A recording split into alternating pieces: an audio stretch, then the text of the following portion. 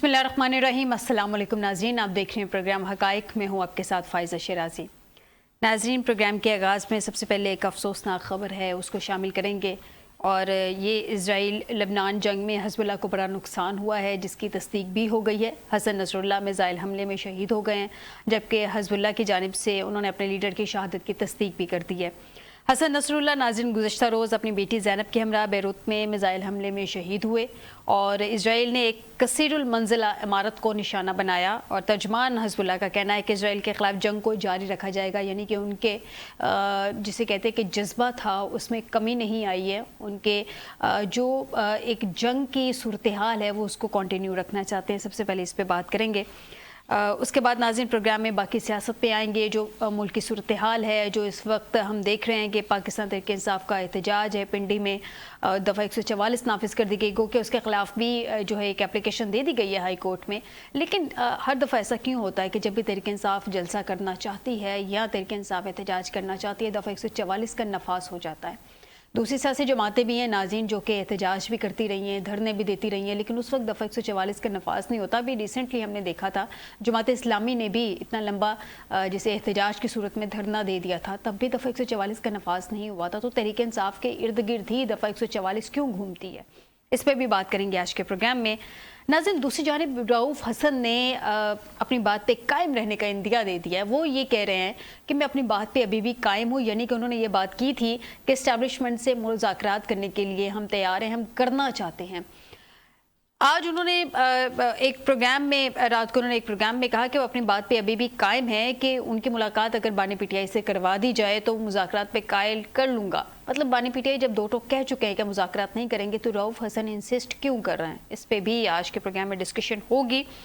नाज़रीन इस सबके अलावा मौलाना फजल रहमान साहब जो कि आइनी तरमीम के लिए तैयार नहीं हैं और किसी तरह की वो लचक दिखाने को तैयार नहीं है, स्पेशली एक्सटेंशन के मामले पे। हाँ, आइनी अदालत के मामले पे वो कह रहे हैं कि वो आइनी अदालत चाहते हैं, लेकिन एक्सटेंशन जजेस की उम्र बढ़ा देना, इस पर वो एग्री नहीं है। राना सनाउल्लाह साहब जो पहले भी जिस रोज़ एतवार वाले दिन आइनी तरमीम लाने की कोशिश की गई, उस वक्त भी उन्होंने ये कहा कि नंबर पूरे नहीं है, गो कि सारी PMLN TV पे भी आकर यही राग लाप रही थी कि हमारे नंबर्स पूरे हैं, हम आइनी तरमीम लेके आ रहे हैं। और उस दिन कोशिश भी की गई और इस दिन जो रिपोर्ट हुआ वो यही था कि राना सनाउल्लाह साहब आखिरी वक्त तक वज़ीर आज़म साहब को यही कहते रहे कि नंबर्स पूरे नहीं हैं। अब भी राना सनाउल्लाह साहब की स्टेटमेंट है, वो कह रहे हैं मौलाना फजल रहमान को छोड़कर आइनी तरमीम के लिए नंबर पूरे करना दुरुस्त ना होगा।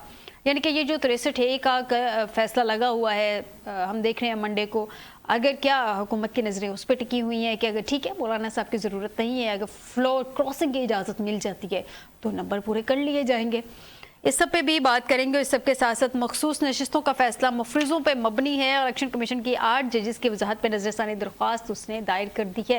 इलेक्शन कमीशन यानी कि ECB क्यों नहीं इस फैसले पे अमल दरामद करना चाह रहा, जो कि उसका रेफरेंस दे रहा है, जो कि एक्ट बाद में आया था। तो पहले तो सुप्रीम कोर्ट का फैसला आया था 12 जुलाई को, वो ज़्यादा मायने रखता है, जबकि बाद में नजरसानी के लिए जब इसने उसकी वजाहत के लिए दरख्वास्त दी तो उसके बाद वो एक्ट बना। इस सब पे बात करेंगे आज के प्रोग्राम में। सबसे पहले आपको बताते चलें कि हमें ज्वाइन किया है मियाँ हबीब साहब स्टूडियो में। बहुत शुक्रिया हबीब साहब आपका हमें ज्वाइन करने के लिए। मियाँ सैफुर रहमान साहब हमें स्टूडियो में ज्वाइन कर चुके हैं। बहुत शुक्रिया सैफुर रहमान साहब आपका हमें ज्वाइन करने के लिए। नाज़रीन सबसे पहले हम बात करेंगे ये जो आज जिसकी तस्दीक हुई अफसोसनाक वाक़े के हवाले से। सबसे पहले हबीब साहब, ये जो हसन नसरुल्लाह साहब मिज़ाइल हमले में शहीद हो गए, तस्दीक भी कर दी गई है, इस पर आपके चंद अल्फाज। इन्ना लिल्लाहि व इन्ना इलैहि राजिऊन। बहुत ही अफसोसनाक वाक़या है और बदकिस्मती ये है कि पूरी दुनिया को पता है कि वहाँ किस किस्म के मज़ालम हो रहे हैं और इसराइल दंदनाता फिर रहा है, उसको कोई रोकने वाला नहीं है।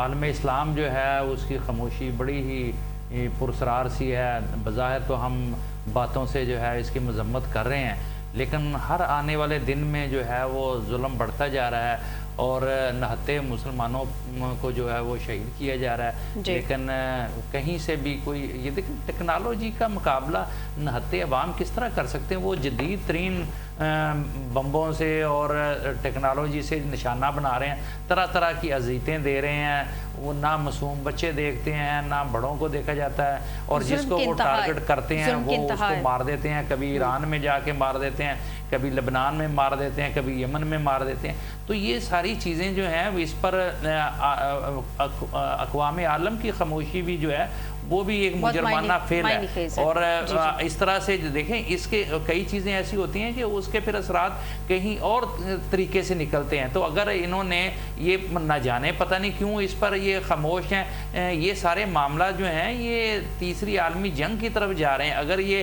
ظلم اسی طرح برقرار رہا تو پھر تنگ آمد بجنگ آمد پھر اس میں جو ہے وہ دیگر ممالک بھی جو ہے وہ شریک ہو جائیں گے, اور یہ ظلم کو روکنے کے لیے دنیا کے لیے خطرہ بنتا جا رہا ہے. یہ سارا معاملہ خدارہ اس پر ہوش کے ناخن لیے جائیں. اقوام متحدہ کو اس میں اپنا کردار ادا کرنا چاہیے, وہ نہ ہو کہ دنیا جو ہے وہ کسی گمبھیر قسم کی جنگ گمبھیر قسم کی صورتحال, خدا نہ خواستہ ایسی کوئی صورتحال کا سامنا ہو.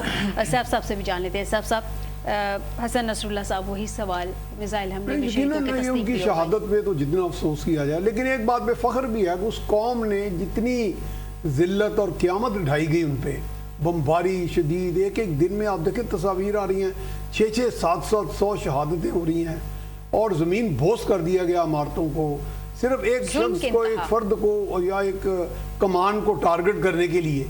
اور اس میں دیکھیں کہ دنیا واقعی یہ عالمی ضمیر سویا ہوا ہے, اسلامی ممالک جو ہیں وہ تو سوئے ہوئے ہی ہیں, لیکن اس میں یہ ہے کہ سلامتی کونسل کے پاس اختیارات ہیں چیپٹر 6 اور 7 کے تحت. وہ باقاعدہ اپنی فورس بھیج سکتے ہیں جہاں پہ اس طرح کے ایگریشن یا جارحیت ہو رہی ہو, ایسٹ تیمور کا واقعہ ہو, سوڈان ہو, یا جہاں جہاں ان کی دلچسپی تھی ان بڑی قوتوں کی جن کے پاس ویٹو کی پاور ہے, P5 کہتے ہیں جنہیں, تو وہاں فورس بھی چلی جاتی تھی اور براہ راست مداخلت کر کے جو جارح قوتیں ہیں ان کو باقاعدہ فورس کے ذریعے روک دیا جاتا تھا.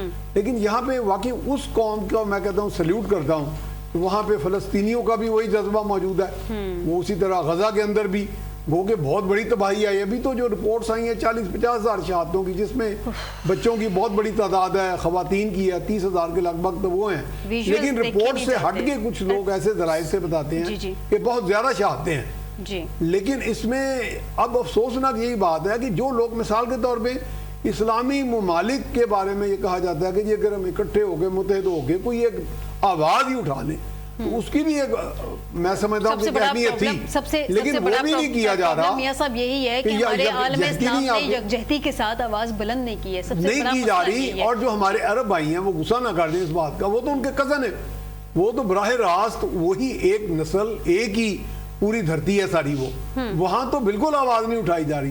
اور کبھی کبھی میرے ذہن میں جب میں جذباتی ہوتا ہوں تو میں کہتا ہوں ہمارے جو افغانستان کے بھائی اتنے غصے والے ہیں جو یہاں معصوم نہدے لوگوں کو مساجد میں مار دیتے ہیں, اسکولوں میں, تو وہ تو جذبہ شہادت سے سرشار ہیں, وہ کہتے ہیں ہم ڈرتے نہیں کسی سے. ان میں سے آج تک کوئی کنڈیمنیشن نہیں ہوئی, کم سے کم وہ ایک ایسا میں سمجھتا گروپ ہے جس سے دنیا خاموشی جو ہے وہ دنیا میں جا کے تہلکہ مچ جاتا. بالکل ایسے ہی ہے. حزب اللہ نے کیا, کیونکہ حزب اللہ کا کبھی بھی دھاک ہے وہاں پہ, وہ ختم نہیں ہونے والی. حماس کی بھی دھاک ہے, اور اس طرح کے ماضی میں بھی آپ دیکھیں کہ الفتح اور یہ سارے جتنے بھی تھے, القسام بریگیڈ والا, ان کے ایک باقاعدہ تھا. لیکن یہاں پہ وہ ممالک جن کے پاس ٹیکنالوجی ہے, وسائل ہیں, وہ اگر اپنے آپ کو یکجہتی نہیں ہے نا, یکجہتی تو وہ ان کو لیس کرتے ہیں اس ویپن ویژن نہیں ہے, یکجہتی نہیں ہے, یا شاید ویژن ٹیکنالوجی دیتے ہیں. ویژن تو خیر ہے نہیں ہمارے, ویژن رکھنا نہیں چاہتے نا, پرابلم یہ ہے کہ ویژن رکھنا سوچنا نہیں چاہتے, سوچنا نہیں چاہتے, ہم اس چیز کو دیکھنا ہی نہیں چاہتے. جی بالکل. ناظرین اس وقت ہمیں وقاص محمود مان صاحب نے بھی جوائن کیا, ممبر صوبائی اسمبلی ہیں, پاکستان تحریک انصاف سے ان کا تعلق ہے. بہت شکریہ وقاص صاحب آپ کا ہمیں جوائن کرنے کے لیے. وقاص صاحب سب سے پہلے, اس سے پہلے کہ ہم اپنی سیاست پہ جائیں, حسن نصر اللہ میزائل حملے میں شہید ہو گئے ہیں اور حزب اللہ نے اپنے لیڈر کی شہادت کی تصدیق بھی کر دی ہے, اس پہ آپ کے چند الفاظ. جی بسم اللہ الرحمن الرحیم. Thank you very much for your show. شہادت جو ہے جتنی بھی مذمت کی جائے وہ کم ہے, لیکن میں نے بھی یہ جو مذمت کر دی ہے, ہمارا جو سارا جو پاکستانی ہماری امت اور قوم اور پوری امت مسلمان, ہم صرف مذمت تک ہی شاید رہتے ہیں, ہر چیز کی مذمت کر دیتے ہیں اور پھر آگے بڑھ جائیں. لیکن وقاص ہر دفعہ معاملات مذمت تک کیوں پہنچ جاتے ہیں؟ جی میں یہ کہنا چاہتا ہوں کہ جو ہم ویسٹ کی بات کر رہے ہیں کہ مغرب ہے, وہ اس کی مجرمانہ خاموشی ہے, بالکل مجرمانہ خاموشی ہے, دوہری پالیسی ہے ویسٹ کی. ویسے تو وہ جو ہے ہیومن رائٹس کے بڑے چیمپئن بنتے ہیں, لیکن جب کسی غریب مسلمان ملک کے اوپر زیادتی ہو رہی ہے, اور اسپیشلی جب فلسطین میں ہو رہا ہو, تو پھر انہیں وہ سارے ہیومن رائٹس بھول جاتے ہیں. دیکھیں دنیا کا ایک دستور ہے, کتابی باتیں ایک اور چیز ہے, پاور ٹاکس ٹو پاور. جو مسلمان مالک ہیں ان میں جب تک یکجہتی نہیں آئے گی, وہ اپنے پاؤں پہ کھڑے نہیں ہوں گے, وہ اپنی حمیت اور غیرت مندانہ فیصلے نہیں کریں گے, تو ایسا ہوگا, ایسا ہوتا ہے. یہ خالی بالکل صحیح کہہ رہے ہیں. جیسے کہ مسلم ممالک میں یکجہتی نہیں ہے, ویسے ہمارے ملک میں سیاسی جماعتوں میں بھی یکجہتی نہیں ہے. اگر تمام سیاسی جماعتیں بھی مل بیٹھ کے آپس میں تمام معاملات اپنے حل کر لیں تو شاید ان کو بھی کندھے استعمال کرنے کی اجازت نہ ہو, یا شاید ضرورت ہی پیش نہ آئے, ان کو اجازت لینے کی ضرورت پیش نہ آئے. ظاہر سی بات ہے جب بھی الیکشنز آتے ہیں تو ان کو بھی اپنے معاملات سیٹل کرنے پڑ جاتے ہیں. تو یہ ہم دیکھتے ہیں کہ ہر طرف آوے کا آوا بگڑا ہوا ہے. میاں صاحب سے جانتے ہیں, میاں صاحب راولپنڈی میں 2 روز کے لیے دفعہ 144 نافذ کر دی گئی ہے, رینجرز کو طلب کیا گیا. جو آج سارا دن ویژولز تھے وہ بھی ہم نے دیکھے, جو حالات ہوئے وہاں پہ وہ بھی ہم نے دیکھے. احتجاج تھا نا, یہ پہلے بھی میں سوال کرتی رہی ہوں کہ حکومت کو کس بات کا خوف ہے. اگر کسی نے احتجاج کرنا ہے یا اگر کسی نے کوئی جلسہ کرنا ہے تو اس کو کرنے دیں. آئیں گے 4 تقریریں کریں گے, چلے جائیں گے. ان کے راستے میں رکاوٹیں کھڑی کر دینا, کنٹینرز کھڑے کر دینا, ان کے لیے ٹائم لیمٹ ایک دے دینا, یہ خود اس کو کامیاب کرتے ہیں ان چیزوں کو. میاں صاحب اصل بات یہ ہے کہ حکومت کی نا عوام میں سے نہیں رہی, ٹھیک, اس وجہ سے انہیں خوف ہے کہ اگر یہ جلسے جلوسوں کا سلسلہ شروع ہو گیا تو معاملات جو ہیں ان کے کنٹرول سے نکل جائیں گے. ابھی ان کے کنٹرول میں ہیں نہیں, ابھی بھی کنٹرول میں نہیں ہے, لیکن انتظامی طور پر تو دیکھیں نا وہ جو چاہتے ہیں وہ کر لیتے ہیں. پبلک میں وہ جا نہیں رہے, اور اسی طریقے سے وہ پارلیمنٹ کے ذریعے سے اور انتظامیہ بیوروکریسی اور پولیس کو استعمال کر کے اور ایجنسیوں کو استعمال کر کے وہ اپنی انہوں نے دھاکے کی بٹھائی ہوئی ہے. لیکن یہی خوف انہیں کھائے جا رہا ہے نا کہ اگر پبلک جو ہے وہ اس طرح کے سیاسی جلسے جلوسوں میں آنا شروع ہو گیا اور یہ معاملہ آگے بڑھ گیا تو پھر تو وہ ان کی چھٹی ہو جائے گی. اچھا, دوسرا آپ دیکھیں کہ یہ اس ملک میں عجیب تماشا لگا ہوا ہے کہ پچھلے 2 سال سے جو ہے یہ ملک دفعہ 144 کی زد میں ہے. خاص کر کے تحریک انصاف کے لیے تو دفعہ 144 مستقل ہے, اور جہاں ایسا لگتا ہے تحریک انصاف جاتی ہے وہاں دفعہ 144 جو ہے نہیں وہاں ایکٹیو ہو جاتی ہے. ویسے تو ہر جگہ پر موجود ہے, لیکن جہاں تحریک انصاف جاتی ہے وہاں ایکٹیو ہو جاتی ہے. اور اس کے علاوہ آپ دیکھیں کہ مقدمات بے شمار, جس کا دل کرتا ہے کوئی پوچھنے والا نہیں ہے, جس طریقے سے مرضی چاہیں وہ, اگر کسی نے کھانسا بھی ہے تو وہ اس پر بھی دفعہ کوئی لگا کے تو مقدمہ درج کر لیا جاتا ہے کہ اس نے نقص امن برپا کیا ہے. اسی طریقے سے آپ دیکھ میاں صاحب جنہوں نے پوچھنا ہے وہی اگر مقدمات بنائیں گے تو پھر ان کو کون پوچھے گا؟ پرابلم تو یہاں پہ آ کے کھڑی ہو جاتی ہے نا. دیکھیں یہی ہوتا ہے کہ پھر نا اس کے سائیڈ ایفیکٹس ہوتے ہیں. کسی بھی عمل کا رد عمل ضرور ہوتا ہے, کوئی دیر سے ہوتا ہے, کوئی دیر سے ہوتا ہے, کوئی جلدی ہوتا ہے. دیکھیں یہ نا لاوا پک رہا ہے پبلک میں. آپ یہ نہ سمجھیں کہ اگر حکومت نے جو ہے وہ کس دفعہ 144 کے ذریعے, پولیس کے ذریعے مار دھاڑ کر کے, مقدمات کے ذریعے ڈرا دھمکا کر لوگوں کو جو ہے وہ قابو کر لے گی تو یہ ان کی غلط فہمی ہے. یہ اس کے نا سائیڈ ایفیکٹس ہوں گے. یہ لاوا پک رہا ہے, یہ پھر کوئی اور شکل اختیار کر لے گا, اور پھر ساتھ ہی ساتھ اس کے عوام مطمئن نہیں ہے گورنمنٹ سے, کیونکہ مہنگائی اتنی زیادہ ہے. آپ نہ عوام کو ریلیف دے پا رہے ہیں, نہ ان کو جو ہے وہ شخصی آزادیاں دے رہے ہیں, نہ ان کو جو ہے وہ کسی قسم کا ریلیف دے رہے ہیں. صاحب سے جان لیتے ہیں. صاحب صاحب میرا کوشچن لے لیجئے گا.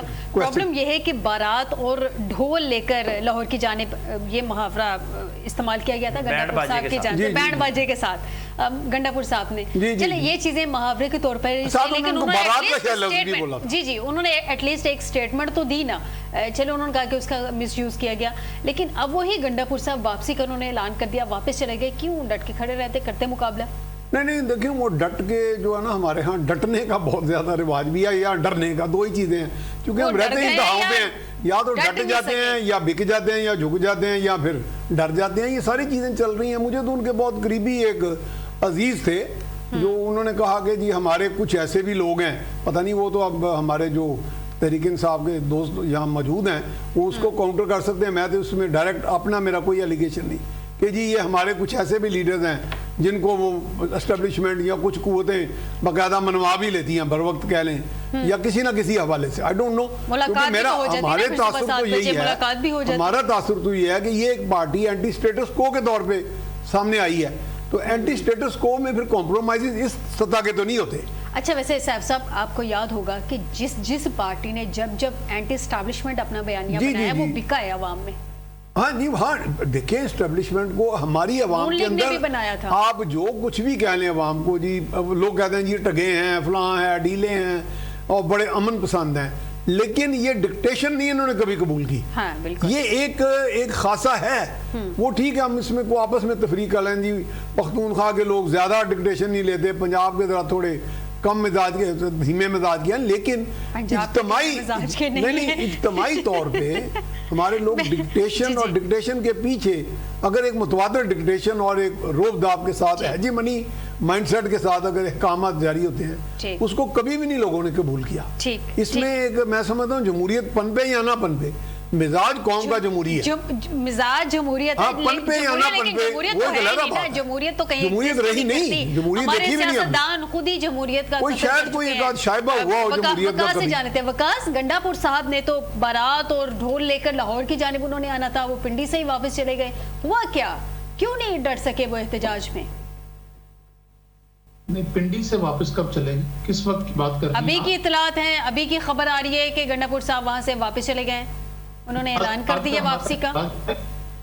آج کا ہمارا احتجاج تھا ہی پنڈی میں, لاہور کا تو تھا ہی نہیں. جی تو لاہور کی جانب اگر آنا تو ڈیفینیٹلی وایا پنڈی یا اسی راستے سے آنا ہوگا نا, تو وہ پنڈی سے ہی چلے گئے. آج کا احتجاج خالص سر لاہور بھی پنجاب میں اور پنڈی بھی پنجاب میں, وہ افغانستان میں تو ہے نہیں وقاص صاحب, تو آنا تو پنجاب میں ہی تھا. وہ کہہ رہے ہیں کہ آج تھا ہی پنڈی کا, جو بھی تھا آنا تو پنجاب میں ہی تھا نا اسی طریقے سے. جی آج کا احتجاج پنڈی میں تھا, آج کا احتجاج پنڈی میں تھا, پیچھے لاہور میں تھا اور وہ لاہور میں آئے تھے. جہاں تک آپ نے بینڈ باجا اور یہ بات کی, یہ جلسے کی باتیں ہیں, تمثیلی باتیں ہیں.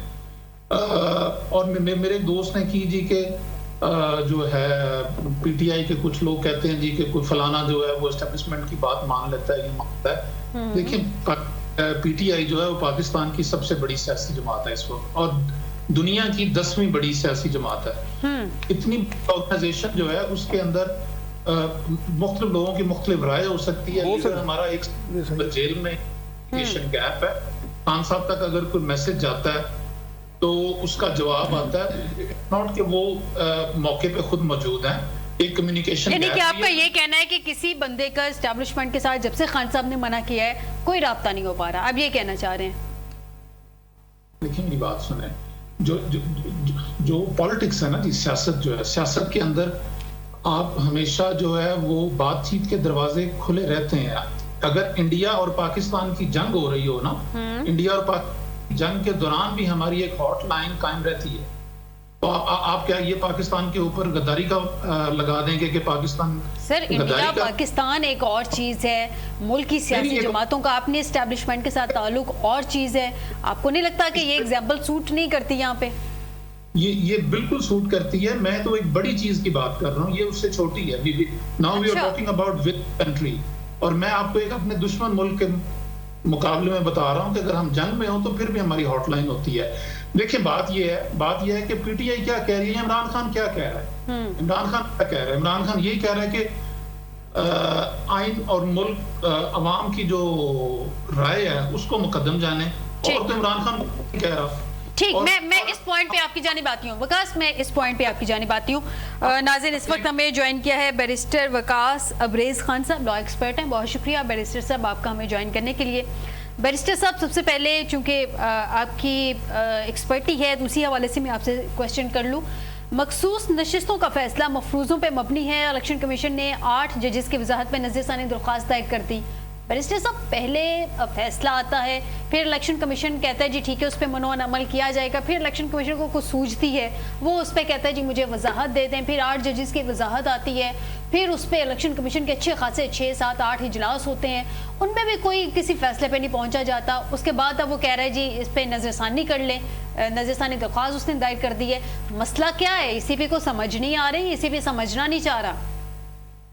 دیکھیں I must say one thing in this regard, this is absolutely a mockery of judicial system in Pakistan. جس طریقے سے ججز کے فیصلوں کی تذلیل کی جا رہی ہے، چاہے وہ الیکشن کمیشن ہو، ہماری پارلیمنٹ ہو، ہماری ایگزیکٹو ہو، میں یہ سمجھتا ہوں کہ آئین پاکستان کا article 189 at the same time 190 جو ہے 2023 189 یہ کہتا ہے کہ سپریم کورٹ کے تمام جو فیصلے ہیں وہ تمام ہائی کورٹ کے اوپر بائنڈنگ ہے. ایٹ دی سیم ٹائم 190 یہ کہتا ہے کہ پاکستان کی جو سپریم کورٹ ہے اس کا فیصلہ تمام ایگزیکٹو اتھارٹیز پہ بائنڈنگ ہے، اپلیکیٹری ہے، مینڈیٹری ہے، without any ifs and buts, do and don't. اس فیصلے کو ان لیٹر اینڈ اسپرٹ آپ نے تو پھر وکاس اس میں اف اینڈ بٹس کیوں الیکشن کمیشن کی جانب سے آ رہے ہیں؟ منوان عمل کر لے، وہ کیوں کہہ رہا ہے کہ اس فیصلے پہ عمل درآمد نہیں ہو سکتا؟ جو کہتا تھا کہ 90 دن کے اندر آپ نے انتخابات کروانا ہے، ڈیٹ صدر نے دینی ہے، الیکشن کمیشن نے دینی ہے. اس چیز کے اندر بہت سارا ٹائم قوم کا بھی ضائع کیا گیا اور at the same time supreme court کے فیصلے کی چھٹیاں بھی اڑا دی گئی. اس وقت بھی میں یہ کہتا تھا کہ یہ جو ریت ہے، جو رسم ہے، یہ جو ٹریڈیشن ہم سیٹ کرنے جا رہے ہیں اور آرٹیکل 254 کے نیچے اس ٹائم لمیٹیشن کو کنڈون کرنے جا رہے ہیں، اس کی بجائے اگر کنٹمپچوس پروسیڈنگ انیشیٹ کی جاتی سپریم کورٹ آف پاکستان کی طرف سے اور توہین عدالت کے مرتکب جو اس وقت کی سپریم کورٹ اور اس کے ممبرز ہوئے تھے ان کو بلا لیا جاتا، دھر لیا جاتا، تو الٹیمیٹلی آج کا دن دیکھا. وکاس آپ جس وقت کی بات کر رہے ہیں اس وقت سپریم کورٹ کے فیصلے پہ عمل درآمد نہیں ہوا تھا، جس پہ کہا گیا کہ سپریم کورٹ نے ریسٹرین کا مظاہرہ کیا ہے. جب سپریم کورٹ کے فیصلے پہ عمل درآمد نہیں ہوا تو اگر کنٹمپٹ پروسیڈنگ میں بلا لیا جاتا تو کیا اس پہ وہ حاضر ہو جاتے، اس پہ کوئی عمل درآمد ہوتا؟ دیکھیے اگر کنٹمپچوس پروسیڈنگ میں ایک شخص نہیں آتا یا ایک ادارے کا جو سربراہ نہیں آتا تو 2004 کا جو ایکٹ ہے اور 3 کا جو قانون ہے اور ایٹ دی سیم ٹائم جو آرٹیکل 204 ہے، کسی بھی شخص کو کنٹمپچوس پروسیڈنگ کے اندر کنوکٹ کیا جاتا ہے تو وہ اپنے عہدے سے آٹومیٹکلی جو ہے وہ برطرف ہو جاتا ہے. اٹ مینس کہ اس کی اتھارٹی جو ہے وہ آپ انڈرمائن ختم کر دیتے ہیں. تو میں یہ سمجھتا ہوں کہ ہم نے اس ملک کے اندر جو ہے نہال ہاشمی کا بھی کیس دیکھا، دلال چودھری کا بھی کیس دیکھا، سٹنگ پرائم منسٹر یوسف رضا گیلانی کو گھر بھیج دیا گیا.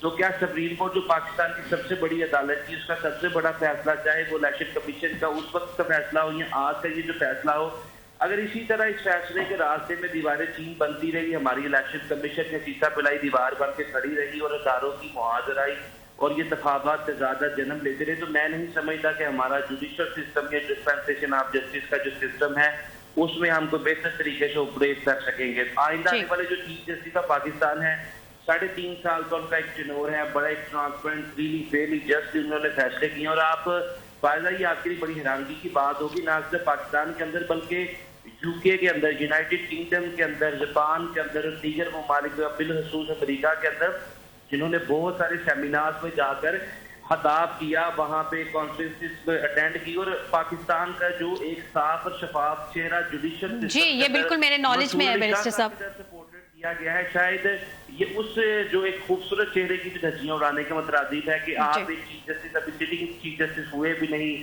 عہدے کا حلف نہیں دیا، پہلے ان کی تقریم و تقدس کو پارا پارا کریں. لیکن وکاس اس پہ مجھے آپ سے ڈیٹیل میں بات کرنی ہے. جسٹس منصور علی شاہ کی آگے کے نوٹیفیکیشن کے حوالے سے ڈیٹیل میں مجھے آپ سے بات کرنی ہے، لیکن مجھے ایک چھوٹا سا بریک لینا ہے. ناظرین ایک بریک لیتے ہیں، بریک سے واپس آتے ہیں تو مزید دیکھتے ہیں کہ آئندہ آنے والے چیف جسٹس کا نوٹیفیکیشن جاری کیوں نہیں کیا گیا، جس پہ حکومت کی جانب سے آئیں بائیں شائیں بھی آ رہی ہے، اور جو موجودہ حالات ہیں اس میں سب میں کیا ہوگا. ایک بریک کے بعد